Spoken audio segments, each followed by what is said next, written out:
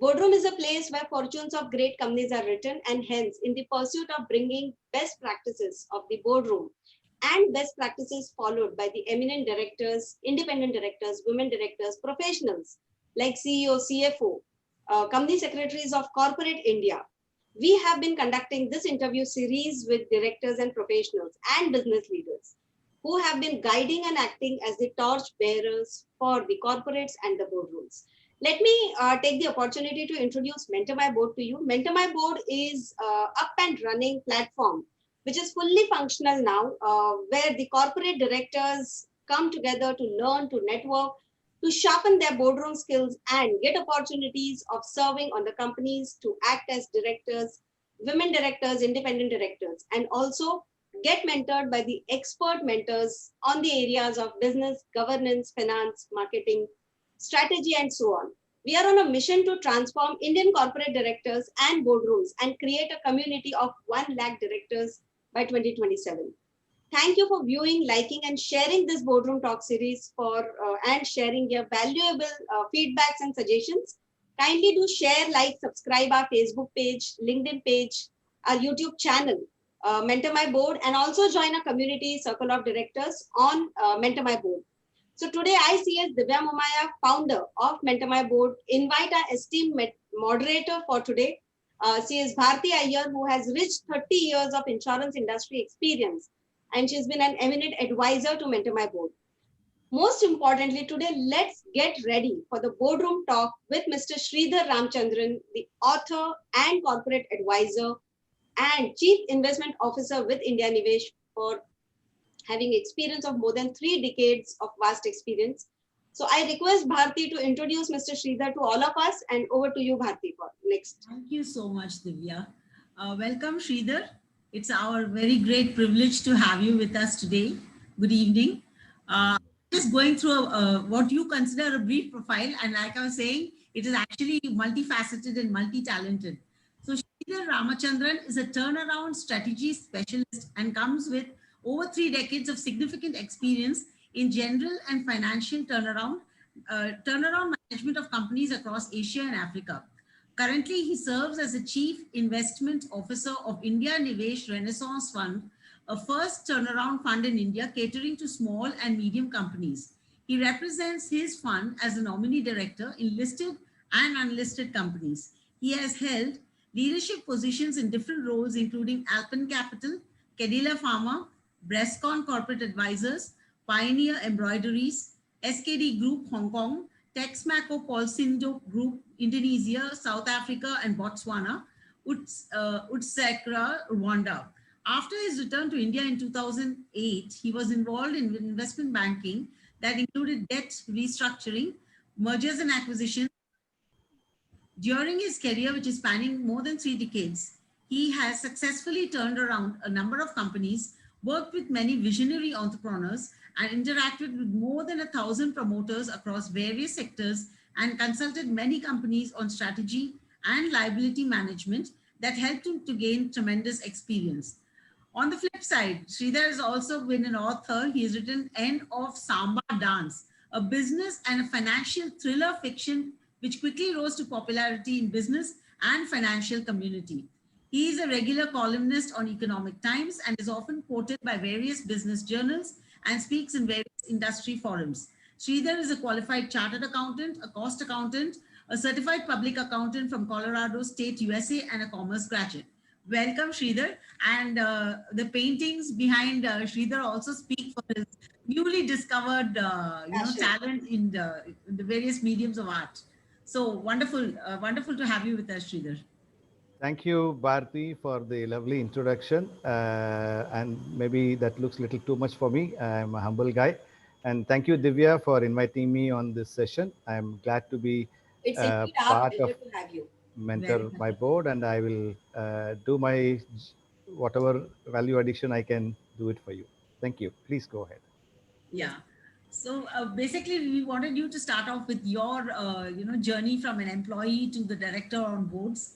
A quick this thing with any few anecdotes which you felt were the special skill sets which elevated you to the board position. See, when you work across various continents and cultures, in various companies, whether big or small. So you get phenomenal amount of experience. During decades of experience, we observe the management, the board of directors, how they run the company. Some are good, some are not so. Sometimes we feel why, when you are young, we are passionate and feel why they take such decisions, ignoring certain things. You get matured and climb up the ladder, and our mind gets trained to look at the forest and then the trees. Okay, when you are invited to a board director, people look at your experience and they expect you to contribute from your personal experience. At the time, it's not about which company you worked for, or what designation you carried in those companies, and this whole hollow disappears. It's about value addition as an individual. So I think this is what I would say from an employee in a corporate moving into a board of directors position. Okay. We just like you to invite your views on building a core team of co-founders, KMPs, and various thoughts on that, please. See, as a board member, it is extremely critical to evaluate the management team, board members, and other colleagues, and most importantly, the key players, keeping the company's objectives in mind. It's not just about achieving some business targets, but overall governance is important. Right. I remember my meeting with Judge Mervyn King, if you remember him. He was the UN chair for corporate governance. Wow. He was in South Africa, and he wanted to invest in my company, and I had a personal couple of meetings with him. I was just 38, and I was running a large textile company in the entire African continent. In He told me, Rwanda. sorry? In Rwanda. In South Africa. In South Africa. In 1999, and I was hardly 38. It was a listed company. Now when I met him, he said, "Judge, tell me, you were at the time I was going for something else, but then his credentials as a judge of Supreme Court and also UN chair for governance, and Mervyn King corporate governance was very well known. South Africa was very, very advanced in that situation. We are all very nascent in corporate governance. Let me put it that way." I asked him, "What do you see of corporate governance?" I mean, Indian chartered accountant those days never knew what was corporate governance. You have seen it. Nobody knew what was corporate governance. SEBI, then you are listing, all these regulations came much, much later. Let me be, you are aware of it. He said, Sridhar, governance is not some legal framework, but it is the heart that is at work. You know, how profound statement that is. Yes. Gave me so much insight at a young age. So to achieve the goals of the company, we need like-minded people who uphold ethics and values and drive them across the organization. See, your janitor should know what is the values of the company. Right? If you don't achieve it, there is no point in putting your vision statement, mission statement across everywhere, print in your annual report and all that. That's not going to help you. It is to be reaching right down the level, right? Absolutely. We need to spend time with the people, understand their nature, and make necessary changes across. That's what I feel. It takes time, but we should not lose momentum. Well said. And I'm so glad you referred to Mervyn King, because I was reading on women directors one article where Mr. Mervyn King himself has given a number of thoughts as to why women directors must be invited on board. It was really a very scintillating article, very insightful. Thank you for bringing reference to him. I'd like to know more a little later. Coming back to your experience, I want to know with regard to, you're working with a number of SMEs, family-owned businesses, startup companies, for funding purposes. What do you feel, what is your experience of corporate governance benchmark and practices practiced here and in the various countries where you have already worked, in the East, like in Indonesia and all, but Botswana, Rwanda? See, I will say the governance in India is still work in progress. Okay. We have some governance framework for listed companies. Whereas if you see, most of the SME and MSMEs are in private space that are promoter driven, right? You cannot achieve long-term growth without a good governance practice, right? We may say we have achieved 30% growth, 40% growth. If you know what happened in the Asian crisis, one of the profound article that I read was that Asian entrepreneurs want to grow at 50%. Whereas advanced countries used to, even if they grow 8 to 10% per annum, was Correct. much better because they are sustained the growth. Sustained. Here you achieve 1 year 50%, next year 50% down. You know, that's the and most promoters are unable to cross the threshold levels due to lack of equity. If you want to really attract private equity or IPO funding or even do an M&A transaction, it is important to have the good governance that can increase the valuation of the company. Now, this is what I have seen outside India. Indonesia, I would say, those days when I was there between 94, 98 and all that, much behind India. India was still better than Indonesia, but South Africa was very well advanced. Yes. Hong Kong was very well advanced in the governance system. So I don't want to compare at that point of time. Now, I've seen some promoters struggling to manage the operations in crisis.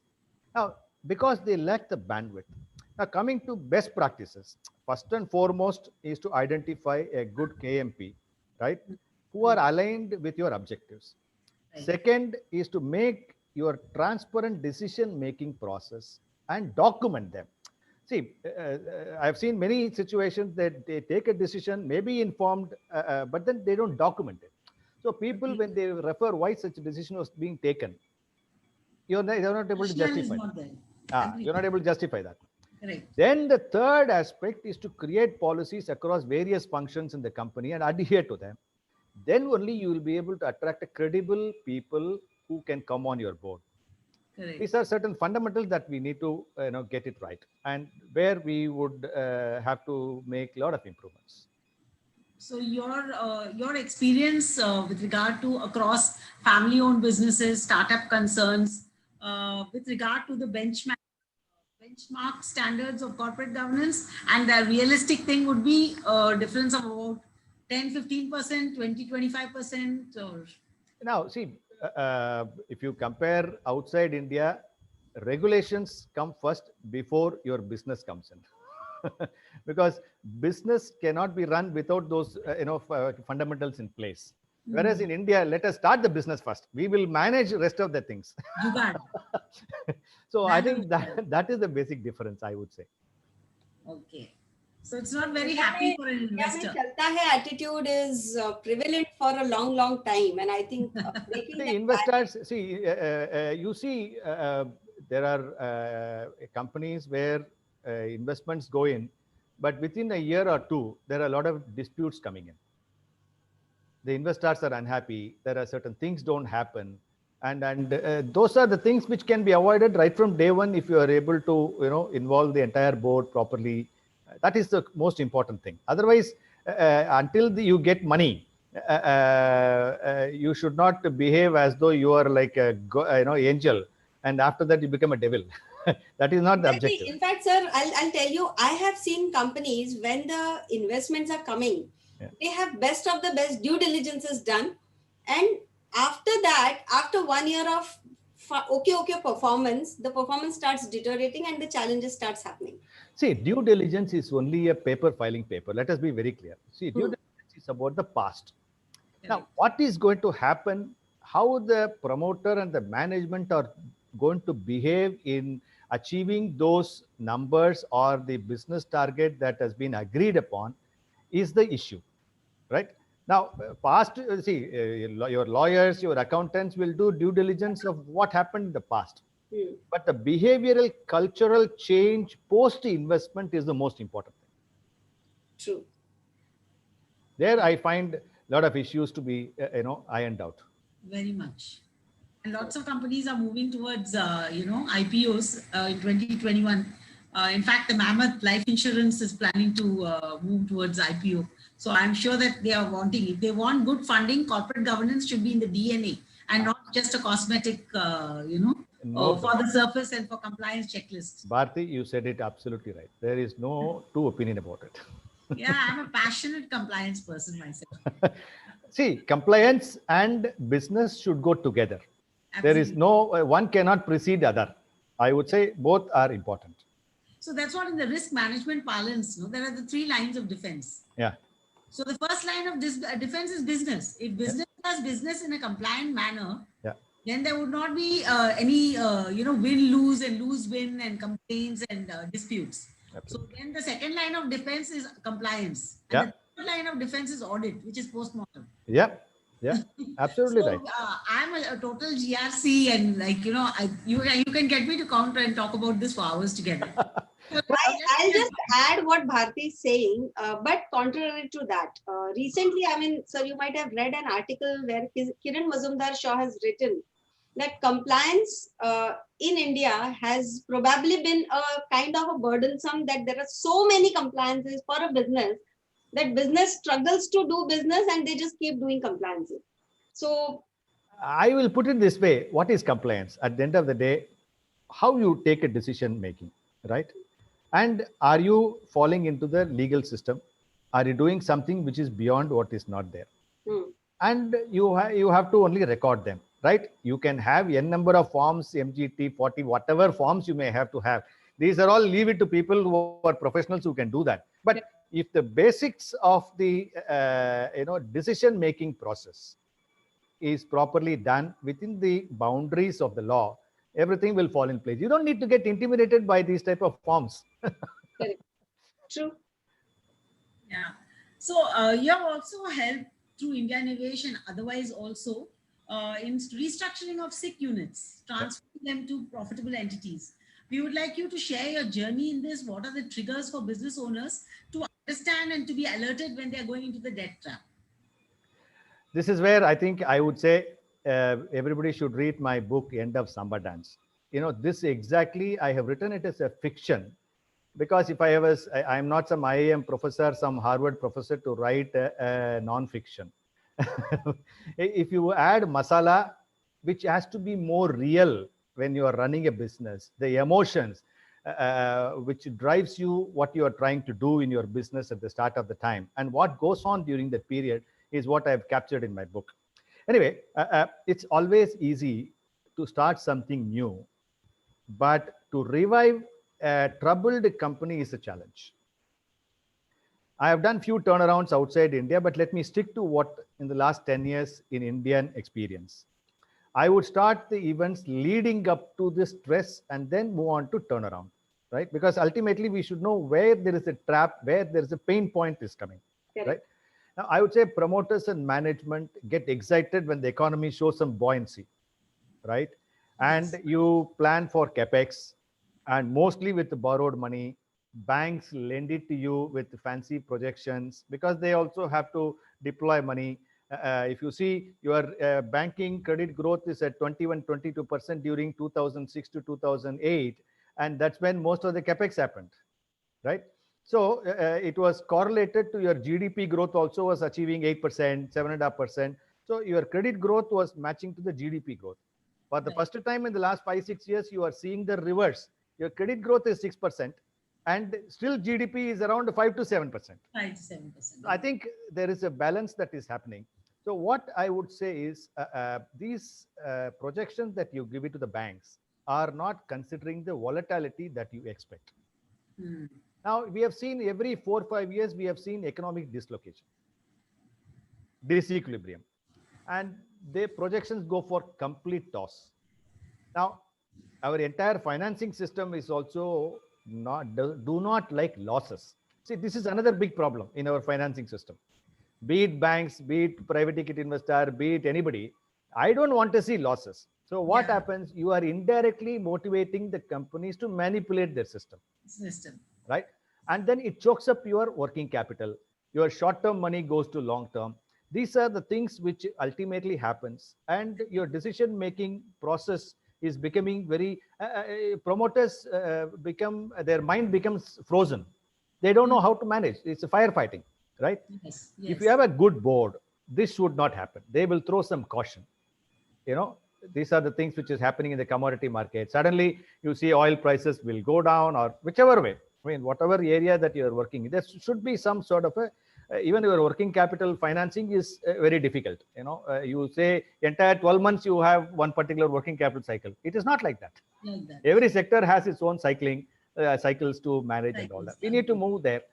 And next is to, I would say, before getting into the trap, real equity formation should take place. Now, the promoters should change their mindset and ready to dilute their stakes. See, most of the promoters want control and Correct. they want bank debt in their growth. Right. Now, you are not diversifying your own risk. So, if you dilute your stake and bring equity into the system, there should be a mitigation of risk that happens in your own promoter stake, right? This would help in a larger way. I would say in good times also, the companies do not create enough reserves for meeting exigencies. Now, all these issues today, you go to restructuring and then you ask for, a moon from the bank and, for various reasons. These are the things which we have to be very clear, and we should not squander away resources in good times. This is what Yes. happens most of the time.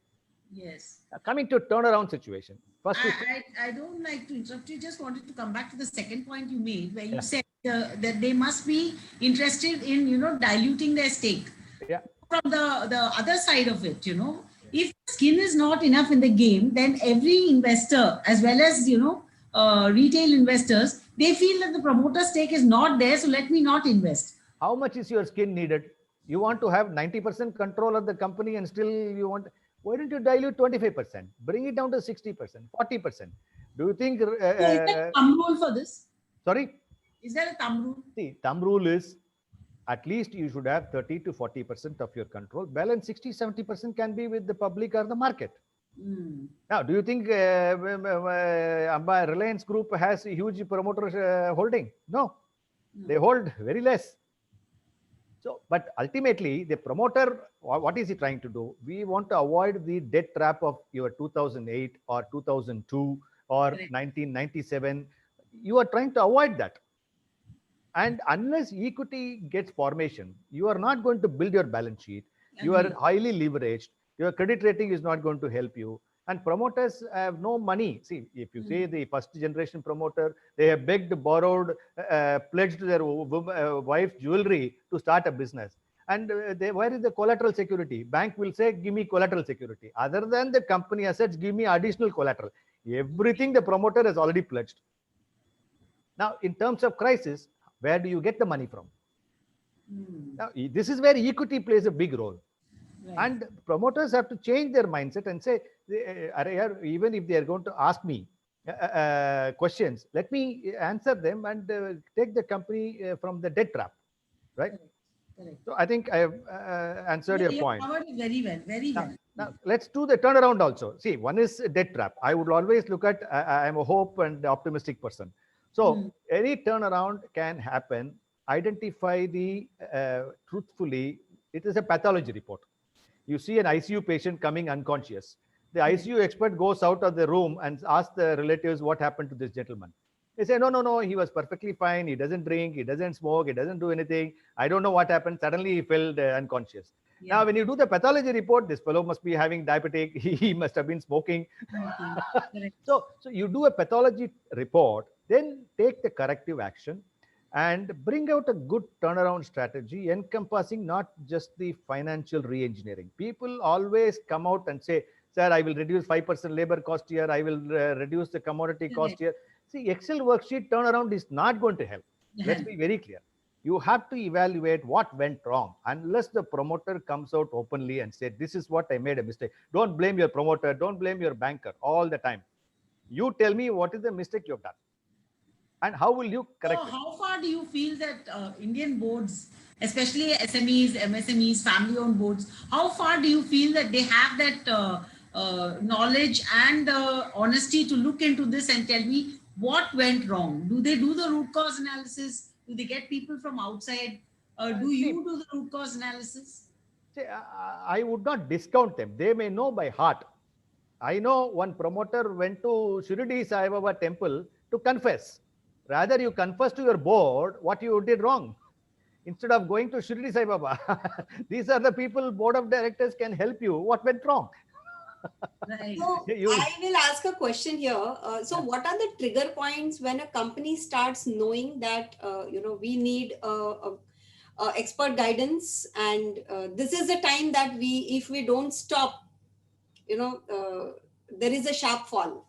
See, I will tell you. I will always tell the bank when I used to go for restructuring of certain clients, bank will say, oh, you have an audit report, which is signed as recent as July, and you have taken a stock audit report. And in August, you are coming and telling me that the account is going to become NPA. I will tell the banker, please ask your branch head, the cashier, how many times the company is looking for immediate check deposit and release of money. That is a benchmark. Okay. Liquidity crunch happens at least 2 years in advance. Oh. And you simply see, we have all studied Alpine model, Z-score. Now, how many people use it here in India? I am very successful in using that Z-score model. You predict 60% 2 years in advance, 80 to 90% 1 year in advance. And you manage, you see your year on, we sign audited balance sheet, we say going concern. Now, with your Insolvency Act, there is no going concern also. And you should do year-on-year fund flow management. We always certify no short-term money has gone to long-term. But you tell me 90% of companies that went to CDR and other restructuring, they have had short-term has gone to long-term. Now, these are the indicators. We can use 10 different tools that we can identify where the choke is coming. Ultimately, your Partha system is what? Every day I'm collecting so much, this is my expenditure. Simple Partha system will give you the pulse of the organization. We have become so advanced in our MIS and SAP and GRP, the Oracle system, we forget our basics. This is where the trap is felt. And the moment you are using your short-term money to long-term, you be rest assured you are in trouble. Correct. Bharti, you're on mute. I wanted to ask you, how would you feel that independent directors on the board, how do they get the pulse of this? See, many times independent directors are coming for board meetings based on the papers that is circulated to them, right? And at that point of time, even if you get 7 days, many times 7 days notice also is not given to them. And in the pretext of somebody will say, if it is a listed company, I will share the financials 1 day before, even to the audit committee. So there are issues that are happening even in listed companies like that. Now, what do they analyze? What can they do? So I think the independent director, the operational, see, even you don't need to circulate your audit report, financials. If you have a good dashboard of operational parameters, create drivers for the business, 4 or 5 items. If you are able to circulate on a monthly basis to the directors, you don't get to surprise. At the end of the board meeting, you are having a trouble. You can say, this is what is happening every month. Small MIS, 1 page, nothing complicated. I think the independent directors will get a pulse of it. Can you just suggest the parameters, Sridhar, please? See, parameter is the moment your revenue goes down, what is your cash cycle? I think first thing is the moment when your revenue goes down or even revenue goes up, there are situations where your turnover will be 100 crore up, your receivables also 50 crore up. Correct. So these are 5-6 parameters more than enough to find out, have you serviced your debt as at the end of the month? Correct. Right? Have you paid your employees' salaries? What is your receivables? What is your payables? The moment you see, ultimately it is a cash flow from operations, whether you are paying your payables or not, or have you borrowed any short-term money? I think 5-6 parameters will tell you this company is starting to have problems. So how important do you think it is nowadays for independent directors to be able to understand, to be financially literate? Because everybody gets the annual report, does postmortem, reads all the notes to accounts and significant accounting policies. But to understand dashboards, understand these ratios. No, we don't need to even complicate ratios, Bharti. You think of a simple provision shop fellow. Does he not know? He doesn't know profit loss account. He doesn't know cash flow from operation, cash flow from financing activities. He knows that my cash is falling short. I cannot pay the supplier tomorrow, period. You don't need to put so many ratios. You simply say, I am not paying my creditor tomorrow. That itself is an indication. I'll tell you, in Hong Kong, by 5th of every month, if you don't pay your employees, their contracts automatically stands terminated and they can file for bankruptcy. Oh, Now, you think now your CFOs in India are changing their approach. They have to change. If you can even deal with a banker. You have still 90 days to deal with them. But your employees, with your insolvency law, with 1 lakh, you don't pay him, he can take you to bankruptcy court. Absolutely. wow. Right? This is what advanced countries do. That is why you don't have labor troubles there. Right? Here you will say, last month's salary we have still not paid. You know, these are certain things one has to be very clear. I mean, I have managed in these countries, so there is no way you can avoid these type of statutory liabilities. The moment you have this problem, you know there is a trouble. So you don't need huge ratios, Bharti. You just need a few things. Have you paid salary on time? Have you paid your vendor on time? Have you collected money on time? 3 is enough. So this should also form part of the dashboard, I guess. Absolutely. In fact, that is 4 or 5 items is more than enough for independent directors to know what is happening. Very nice. Now coming back to again independent directors in their presence, how right now, because everything is being driven in a virtual way, how far do you think it is important that independent directors, you know, especially of the older generations, they should be cyber savvy, tech savvy, be able to understand and get with it? See, we are in a dynamic situation. There is no way you are going to avoid any of these things. You may have to ask your son and daughter to help you to even switch on your video. Let's be, I have seen certain situations, these things to happen. But if you want to do business, you have no choice. Certain things drive you to do all these areas. I think, and I have seen 75-year-old, 78-year-old independent directors coming online and talking about all these things is very heartening to listen to them. And it is happening. You will get it done. So you don't need to have any worry on this. Otherwise, you will perish. Let's be very clear. Absolutely, absolutely. So I would like to ask you, Sridhar, how important it is the behavioral aspect of the boardroom, or the dynamics when we say of the boardroom. So, or your experience on that. And See, I'll tell you. yeah, Any board that is divided will be a disaster. Number one, right? Every board has certain set of unspoken, unwritten norms, which is what we call culture, right? very And the chairman of the board plays a very important role in bringing the management and other board of directors in sync with the organization goals. Now, when individual board members are able to speak freely without any fear, whether they are an independent director or even an operational director, and put forth their suggestions constructively, see, they can have arguments. See, arguments and criticisms are part and parcel of any boardroom. I'm always amazed. healthy discussion. You say two political adversaries, when they meet inside, they would have hit each other. Let me be very frank. When they come out, they will hug each other. We had a very cordial meeting. when political adversaries can do it, why not board of members can do that? You know, with the company, organization looks up to the board, every decision is taken by the board in unanimity. I think this behavior aspect has to come from when you assemble a board of directors itself, look at their attitude. Are they egoistic? Are they looking at only personal agenda? Are they just coming for, time pass? Whether they are going to add value into your system. So these are the things at the time of board itself, their character, their integrity. These are things which are very, very important as a behavioral aspects. Correct. Agreed. Perfect. I just wanted to ask you how a board views sector and company risk, especially now during the pandemic. Am I audible? Yeah. Come again. How does the board view sector risk and company risk?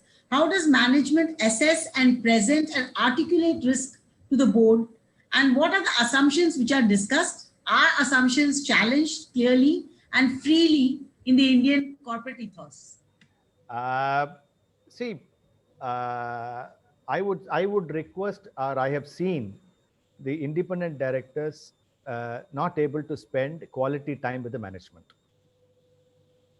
This is very important. I would urge them, I have seen in other countries where they get into a lot of details and insist that questioning the assumptions. What is your strategy? What are you trying to do? And take them away from the site and brainstorm. These are things which are not normally happening in many companies. It may be happening in some good companies where there is a good, see, again, we have abused the word HR systems. HR starts at the board level. Forget you have a mechanism of for your employees, but HR starts at the board level. And when they are able to spend quality time, assumptions of the business management, what they are doing, if they do that, I think there will be phenomenal improvement that can happen. I understand this. Now, what are your experience as a director on multiple boards with regard to the dealing with employees, vendors, other directors, the key management personnel, government officials, your personal experience? See, I am always convinced everyone has something to contribute. Let's be very clear about it.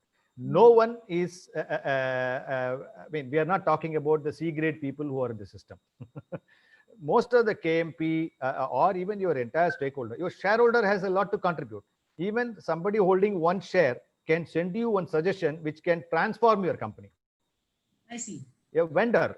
Anecdotes to support this? Should there be anecdotes to support this? Anecdote, I will tell you, a shareholder, keeping one share, right? He wrote to a company saying that your employees feel this way. Are you aware of it? Okay. Now, this was an enlightening situation, and how this gentleman is able to write about it, because he has interacted with some people in some social forum and Twitter and all of that. He found out that there is an issue in this company. Why not I write to the company? Wow. And that changed. So what I always feel as an independent director or a nominee director, listen to them. Listen to vendor, listen to your stakeholders, listen to your banker. This is how you should be in a position to interact with them. And we need to create a win-win situation. See, you are not in one side, I win, you lose. Correct. Everybody should win-win. See, even during COVID times, we have taken certain decisions where we could not give increment, we could not give bonus, but we convinced the workers in one of our factories, we never retrenched a single person, nor we reduced their salaries. Wonderful, wonderful. We said, instead of doing that and damaging the company, we will retain you, we will pay you full salary, but we will not give you bonus, we will not give you increment. But this is wonderful. They have kept their job. So you have to engage with employees. See, industrial relation is very, very important. Now, we cannot think, see, workers today do not want only salary on time. They are looking for simple things. Can I have a place? I'm talking about small SME companies, MSME companies. Said, I don't even have a place to sit and eat my food. I don't even have a place to drink my tea. My water is coming from the toilet. When I go to the toilet is filthy. How can I use it? So the awareness has come. You cannot treat the workers the way you have treated them in the past. Yes. So these are all things which I deal with it daily. In fact, when I walk into a company, whether for my investment decision or where I've invested, first I go to the toilet to see how clean it is.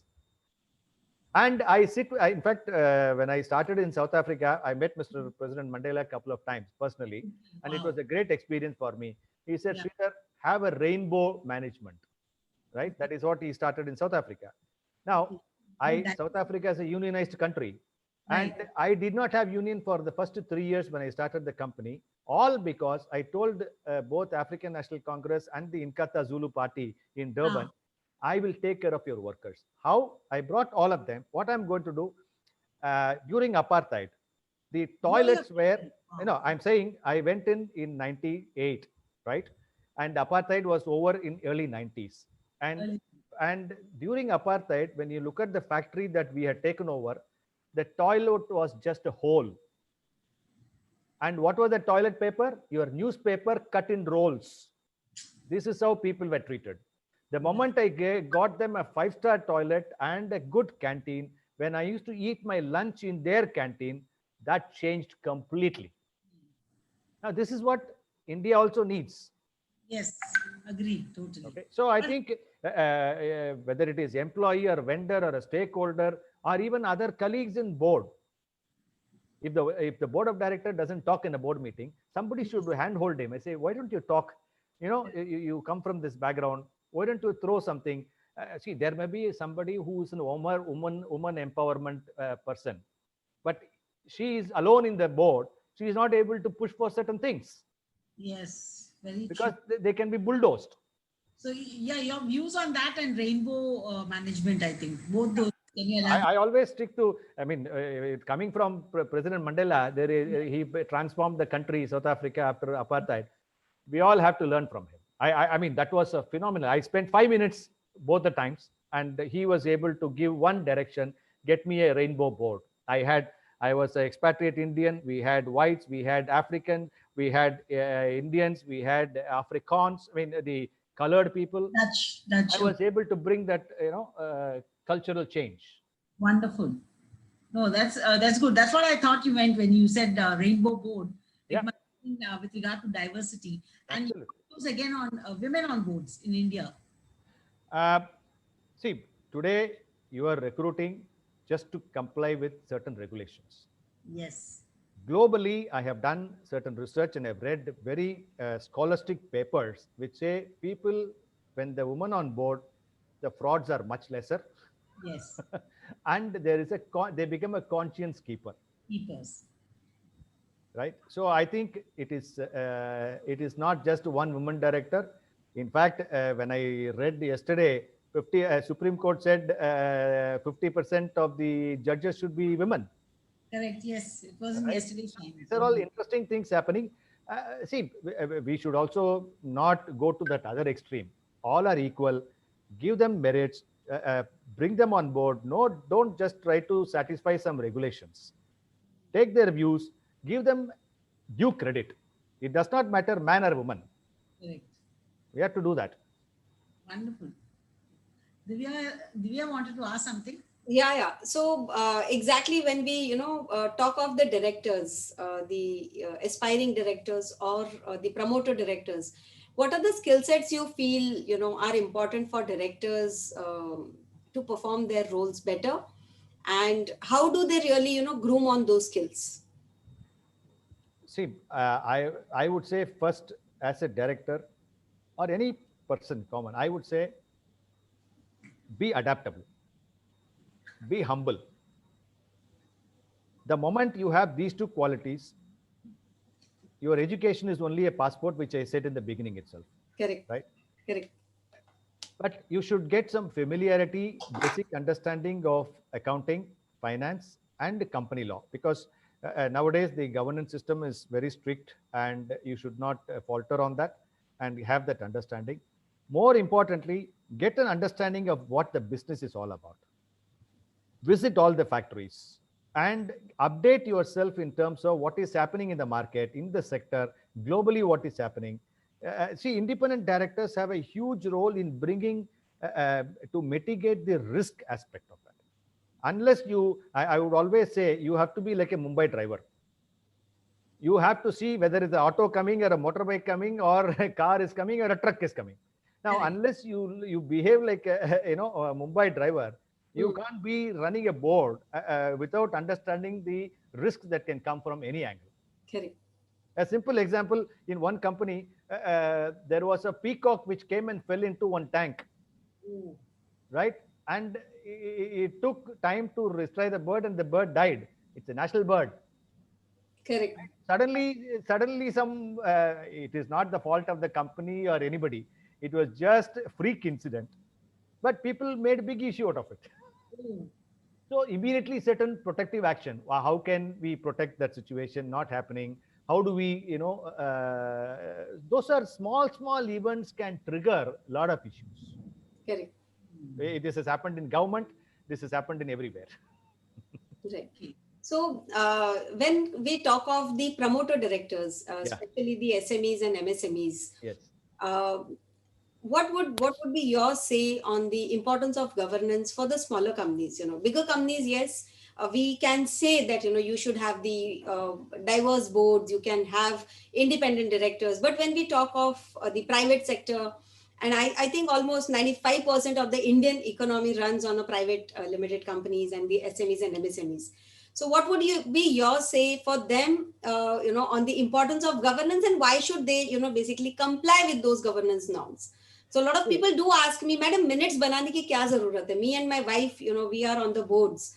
So what would be your say on importance of governance? See, I will say, I always tell some promoters who have had difficult times in crisis, I say, please close your eyes for 10 minutes and just think what happened in your journey from the day you had a grandiose plan of entrepreneurship, and what has taken you through in 20 years, and what are the difficulties you have faced. And many times they come back and say, Sridhar, you're right. I thought I will become a $1 billion company and all that. After 20 years, I'm languishing at 150 crores, right? Now, when you ask them why, because the threshold is stuck there, because your bandwidth. And also the initial success. See, when your base level is low, even you achieve 10 crore, it is 100% growth. Right. But after you reach particular level, you are not able to grow because your past success is clouding your mind. You think I have done it in the past. That's where I always say, why don't you improve your bandwidth? See, they appoint professionals. See, professionals can be appointed, but at the end of the day, they're working for salaries. And if you are going to overpower them with your thought process, you can appoint a CEO, CFO, everybody, and say, I know how this financing can be done. I have seen one promoter who used to call his CFOs of 5 divisions. I will tell you how the balance sheet should look. Now, if you are telling 5 CFOs who are qualified with the 25 years of experience to tell them that how the balance sheet should look, that speaks so much. Yes. Now, then all of them will say, okay, you tell me what you want me to do in the balance sheet. So these are the things which are very important. Improve the bandwidth, willingness to adopt new things. And I've seen arrogant promoters, right? And this arrogance doesn't take you anywhere. At the end of the day, it is your company. If you want to achieve certain things, that is where my book, I have articulated very, very well how that promoter is doing and how he finally collapses and what are the reasons. We had independent directors, how they lose their independence, all of that. We have seen grandiose dreams being sold. Correct. By certain large companies even, right? So correct. I would say ego and arrogance, if you put it aside and say, I am in trouble, I need help. Who can help me? Not external consultant. Don't believe consultants. Bring people who can add value in your board on a daily basis. I will tell you, there are situations where the promoter can call the independent director on a phone. Sir, I have this problem. How do I deal with them? You don't need a formal board meeting every 3 months. You just call the independent director, sir, this problem is coming. They are suing me. How do I deal with it? He will say, why don't you do one thing? Compromise. Because at the time, your mind is to fight. You may be right in your legal case. But the independent director will say, if you are going to go in litigation, it's going to take maybe 2-3 years. It's Correct. Going to affect your business. Correct. So why not and I will intermediate, whatever it is. I think these are the things, once the promoter feels the need, he will automatically work toward getting a board. It's not anymore husband and wife. Very nice. So that's how, your intention to get professional boards. So you move automatically from family managed boards to the professional. So what will happen if your wife has been complaining to the promoter, you are not spending time with the family. Your children miss out because you have been busy throughout. Then you say, oh my God, I have wasted my life. Now I'm 55. In COVID, at 55, you can die tomorrow. It doesn't mean whether you're rich or poor. Okay. Who is going to take over? There is no management. There is no professional. How do you run the business? And you risk the 2,000 people, 1,000 people working in your company. And your personal guarantee gone for a toss. Bank will recall your loan because promoter died, there is nobody. So we have to recall your loan. So, sir, this takes me to another question about succession planning. I mean, this pandemic has really, put all of us into a very, very real VUCA world. I mean, we used to say the VUCA world, but now we are experiencing it day in, day out. So, how has been your experience on, when you have been observing companies about succession planning and how important it is for companies to take a timely decision, and what are the basic thought processes when people or promoters have to put in while formulating their succession plan or kind of a board succession as well as the family succession? Whether I want to call it fortunate or unfortunate, I've had many crises, both in personal and in career life. Let me give you an example. I lived in Rwanda in early 90s. Every month there used to be some rebel attack. We did not know. During the night, my wife used to watch out of the window who is shooting whom, where the army is shooting, right? Every month. Finally, in 94, you had a genocide killing 1 million people. Yeah. Right? Fortunately, we escaped before that. Then I was in Indonesia in 97 during Asian crisis. In 98, Indonesian country faced 2,500 rupiah went to 20,000 rupiah, which caused collapse of the economy, which also brought down a 37-year-old dictator. Now, country went to riots, and I was part of a team. We chartered 4 Air India planes I used to write tickets in the Jakarta airport, sending 400 families back home. Okay. Now, those are crises which I don't want even my enemy to get it, right? But those crises teaches you something. You built a $1 billion company or 500 crore company, whatever it is. If these type of crisis happens, what is the risk mitigation, right? I will always tell the promoters, take one sheet of paper. If it happens today, event 1, event 2, event 3, right? Left side, put your immediate liability that is going to come on the company or the family. Right side, what are my sources that I can manage? The moment simply the sheet of white paper, you don't need Excel sheet, you ask your CFO, various scenarios, nothing. You simply take a piece of white sheet, left side, put my liabilities, right side, put my resources. Even in individual cases, if tomorrow you die, how is your family going to manage? Correct. Because life is uncertain today. Uncertain, absolutely. Right? So if that can be done, automatically these promoters will decide, oh my God, we are running a big risk. I need to have somebody immediately to step in. And he will create, whether it is a family trust or a company succession, all these things will happen. And even if you don't have a succession, your children are not ready to run your business. Yeah. And you are becoming old. You have a board, but board also, unless the promoter is there, board is not going to take it forward unless you create a certain mechanism. Yeah. Your employees should be shareholding. They should be incentivized to do professional board, where you step aside and they start running them. It is not the case in most of the small and medium companies. They don't. Immediately try and find a solution to sell your business. And get value today. Do an M&A transaction. I mean, that emotional attachment that people have. Absolutely, you hit on the nail. Yes. Please step away. Attachment through detachment. Correct. Absolutely. So as a CIO of Indian Nivesh, would your thoughts on succession planning go into the time when you are doing either debt restructuring or funding? Oh, if there is in fact, that is the most primary aspect for us. Oh. The moment we come into a company, we ask the promoter, how old are you? How big is your family? Is your business family is interested in the business? What is the professional? What is the succession plan? We ask all these questions. Very good. And normally, it is not easy to get answers. Let's be very clear. Correct. Promoter says, sir, I'm very healthy.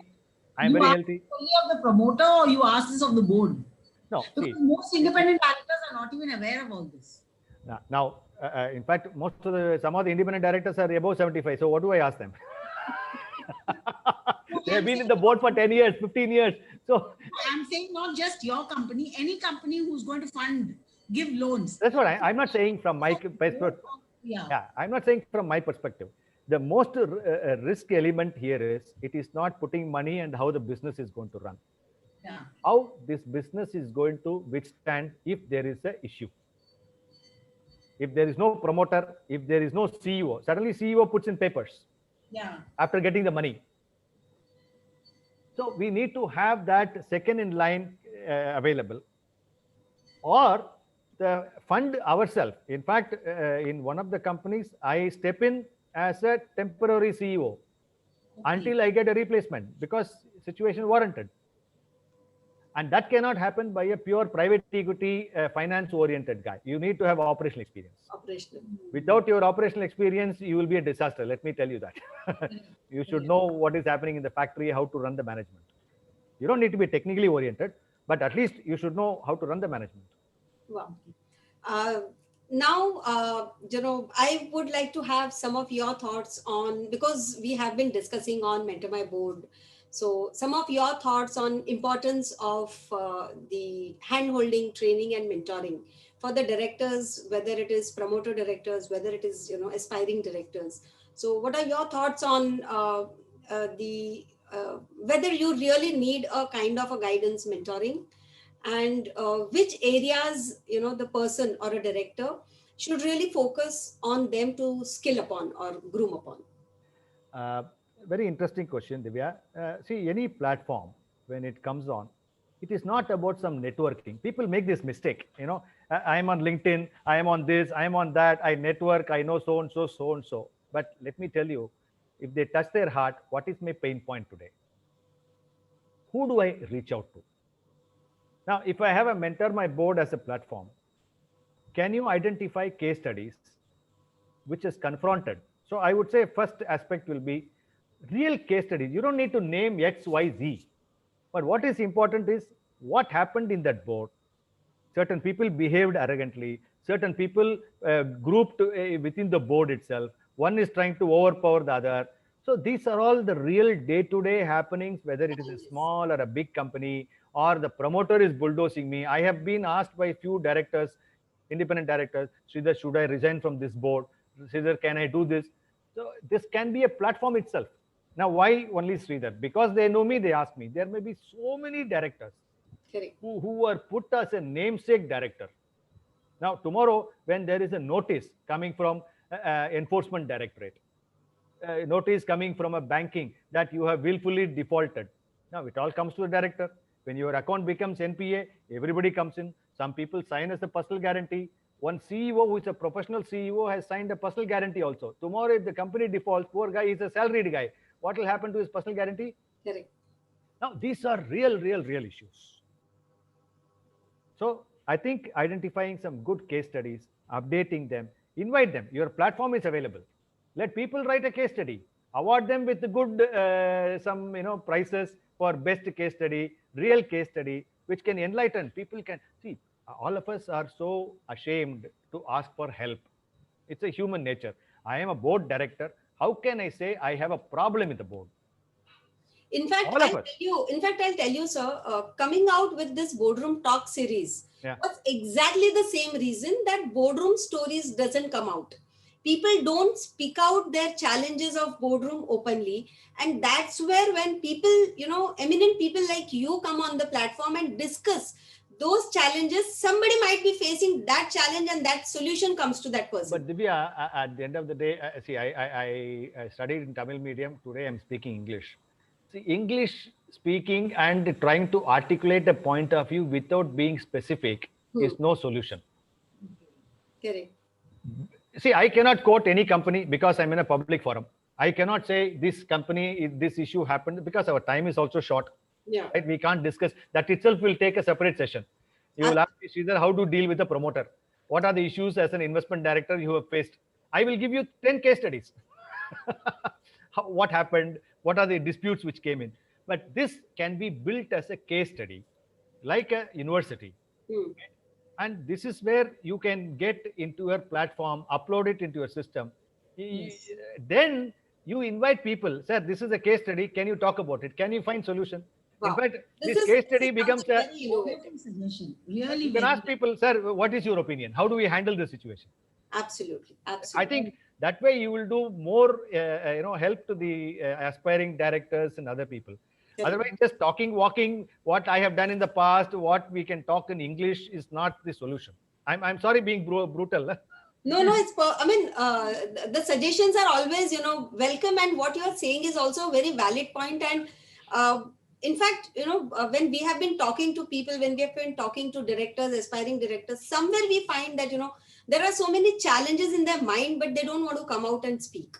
So absolutely, the way you have been speaking, the case studies can really make a wonder.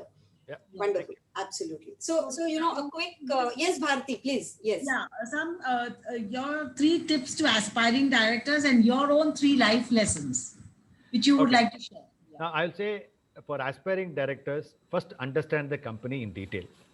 Don't just go by somebody's invited you to be on the board. Don't join. Period. Their business model, who are the competitors, what are their financials. These are very basic for any director aspiring. Number one. Number two, assess the quality of the other board of directors and their performance. Of course, in every audit report, we will say board has taken the performance of independent directors, but what is the index, on what basis, how they have judged. If somebody is asking you to come to the promoter, you ask them, sir, last year how did you evaluate your independent directors board performance? Understand that, because there is no one compelling you to sign a paper to become a director, because once you sign it, you are in trouble if you don't know all these things. Absolutely. Really evaluate whether you want to add value. Can you add value to the company or not? These are 3 things I would say to be important for any aspiring director.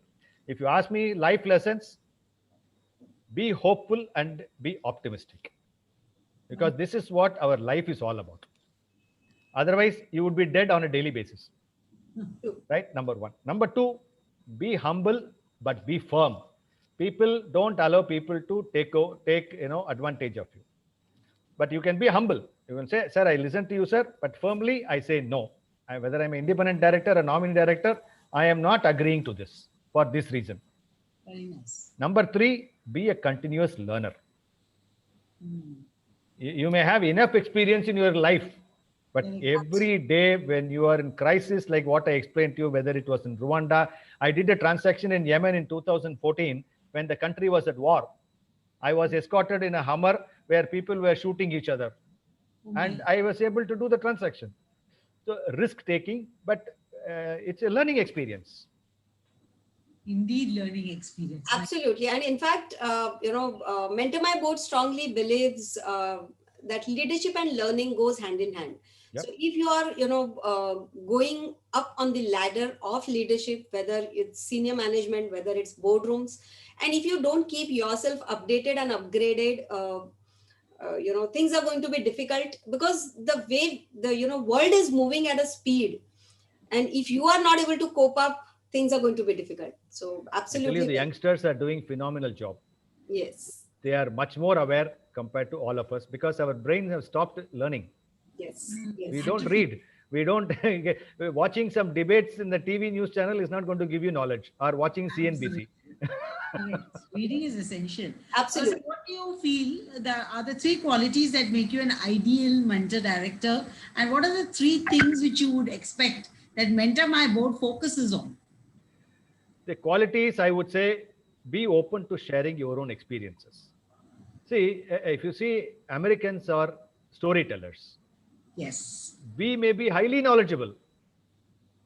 What is the difference between a chartered accountant and MBA from Harvard? Chartered accountant may be doing better than the Harvard. We don't talk. We don't know how to articulate. Markets, yes. So share your experience. Good, bad, it doesn't matter. What are you ashamed of? You've crossed that stages. Correct. Right? As a mentor director. Number 2, don't make any judgment. This is one of the important things. If you start judging your mentees, they will go into a shell. Very nice. Very nice. Number 3, bring the best out of them.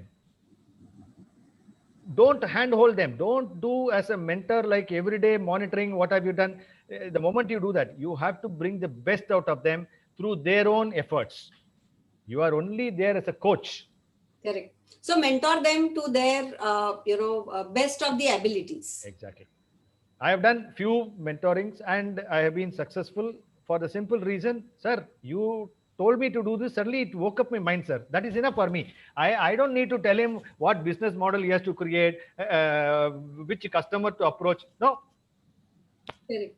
And coming to Mentor My Board, as I said, bring some case studies, coaching the directors. If you say Malcolm Gladwell, he coaches executive coaches.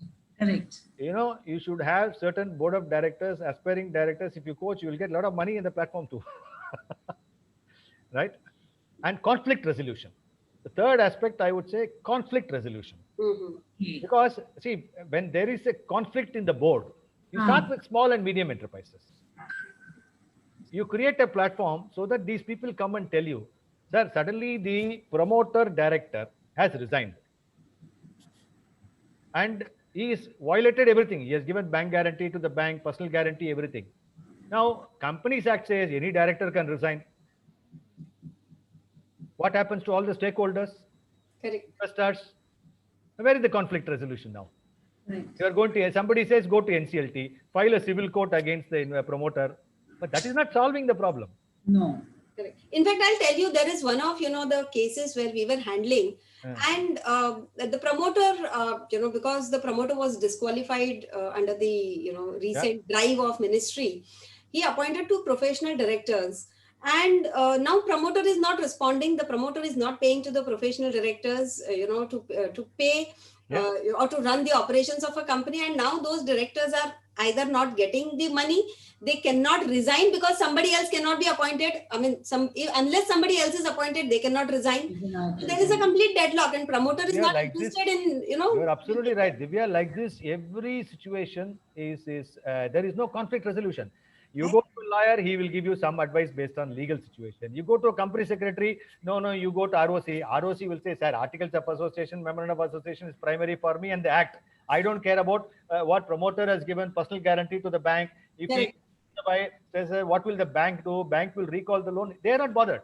They're not bothered. Big company secretaries with experience. What I'm telling you is reality. True. Perfect. Point well taken, sir. Point well taken. And Very I well really, taken. yes. So I think it's 7:00, and the conversations were so interesting that Seriously, time flew. time just flew. And thank you for being here with People us. have taken so much effort in asking all these intriguing questions. Very interesting. I thank you so much for this. Absolutely. Thank you for being here with us. And this is just the beginning. We will keep inviting you for various, roundtable discussions, what we have, and even the board effectiveness, as we have already been discussing, for the companies. So this is a long journey, and we want you to be with us on this journey to, make that impact and difference in the corporate India. Especially the focus is the SMEs and MSMEs and bringing them better on the governance ladder. So thank you very much. I will do my best within my available infrastructure, and whatever I'm learning, I will ready to share. And my best wishes to you all for a great success. Thank you. Wonderful. It's such a pleasure having you, Sridhar. Thank you so Bharti. much. Thank you, Divya. Thank you. And thank you to our audience here who have been watching this Boardroom Talk series, and keep liking, sharing, and viewing these Boardroom Talks. And please do share your comments and your suggestions to make it better, and invite a person whom you wish to invite for. So thank you so much for viewing, and look forward for the next Friday with another eminent director personality on this Boardroom Talk series. Thank you. Thank you very much.